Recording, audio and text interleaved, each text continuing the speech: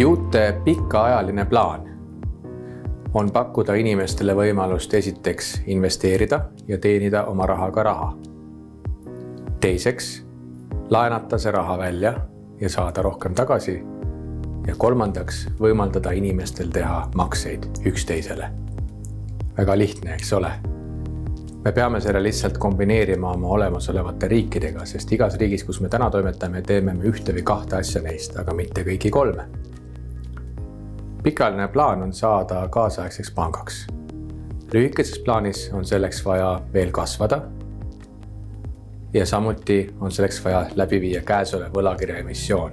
Raha muide ei lähe tegevuskulude katmiseks. Meil ei ole vaja raha, et midagi kaasata või elada järgmise raha kaasamiseni. Kogu see raha läheb klientidele laenudena välja. Meie kavatsus on saada veel rohkem neilt tagasi.